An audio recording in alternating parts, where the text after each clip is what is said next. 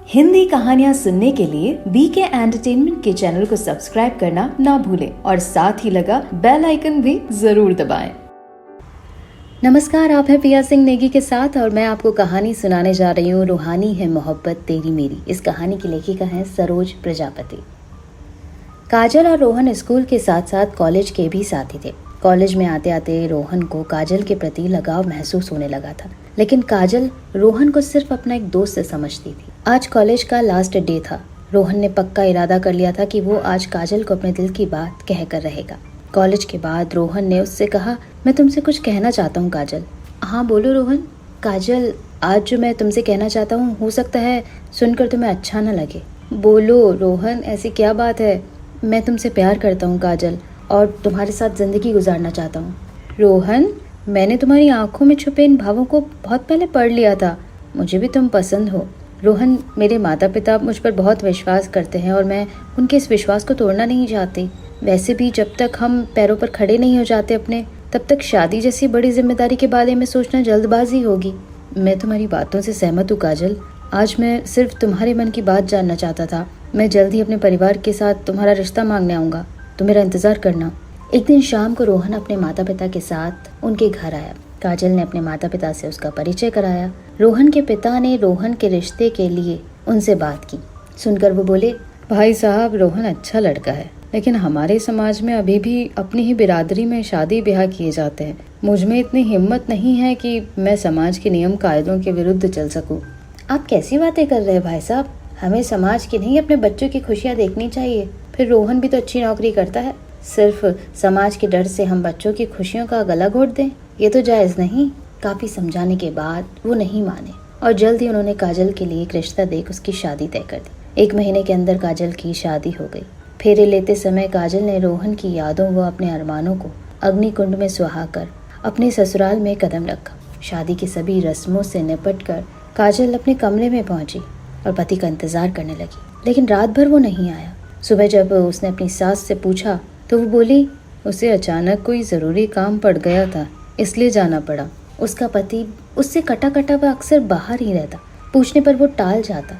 एक दिन जब उसने ज़्यादा ही जोर दिया तो वो गुस्से में बोला, मैंने ये शादी सिर्फ अपने परिवार वालों की खुशी के लिए की तुमसे। मैं किसी और से प्यार करता हूँ। तुमने अपने परिवार वालों की खुशी के लिए मेरी ज़िंदगी बर्बाद कर दी। काजल गुस्से से बोली, तुम्हें क्या दुख है? इतना बड़ा घर है, पैसे हैं, तुम जैसे चाहो रह सकती हो, लेकिन मुझसे प्यार या पति धर्म की उम्मीद बिल्कुल मत करना। तभी काजल की मम्मी का फोन आ गया। उसकी आवाज़ का दर्द महसूस कर उन्होंने कारण पूछा तो वो रोने लगी और सारी बातें बताई। सुनकर काजल की मम्मी को यकीन ना हुआ कि उनकी बेटी इतने दिनों से नर्क में जी रही थी।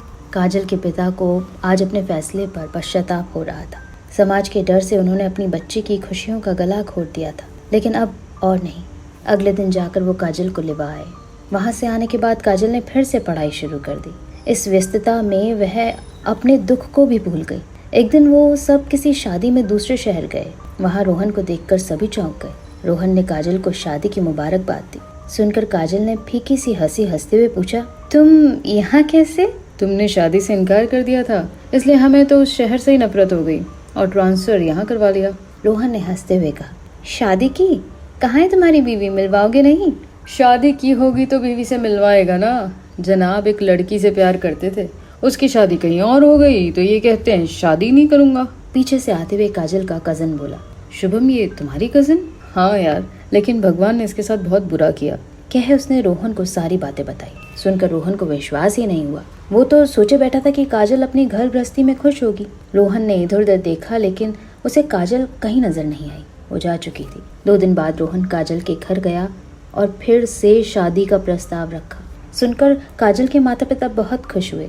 बेटा, हम एक बार गलती कर चुके हैं, लेकिन अब नहीं, हमारी तरफ से हाँ है। लेकिन मेरी तरफ से ना है, काजल ने कहा। सुनकर किसी को भी अपने कानों पर विश्वास नहीं हुआ। रोहन ने कहा, काजल क्या कमी है मुझ में? कमी तुम में नहीं रोहन, कमी मुझ में है। मैं वो काजल नहीं रही। मुझसे तुम्हें अब हमदर्दी तो हो सकती है, प्यार नहीं। मैं एक बार टूट चुकी हूँ। बड़ी मुश्किल से मैंने खुद को संभाला है और इस बार टूटी तो फिर खुद को नहीं संभाल पाऊंगी। कहकर वो रोने लगी। काजल, इतने वर्षों में क्या तुम मुझे इतना भी नहीं जान पाई? मेरा प्यार जिस्मानी नहीं रूहानी है। मैंने तुम्हें दिल से नहीं आत्मा से स्वीकारा है। चाहे तुम मेरी बनो या ना बनो, लेकिन मैं तुम्हें यूं ही जी जान से चाहता रहूंगा। मुझे ये रिश्ता मंजूर है रोहन। काजल के मुंह से हाँ सुनकर सभी की आंखें खुशी से नम हो गई। काजल के माता पिता ने दोनों के सिर पर आशीर्वाद रूपी हाथ रख दिया। तो ये थी कहानी रूहानी है मोहब्बत तेरी मेरी। इस कहानी की लेखिका है सरोज प्रजापति। कहानी पसंद आए तो प्लीज़ लाइक शेयर ज़रूर कीजिएगा और इस कहानी को सब तक पहुंचाइएगा। बने रहेगा आप अपनी पिया सिंह नेगी के साथ। जल्दी आती हूँ एक और नई कहानी लेकर। Thank you.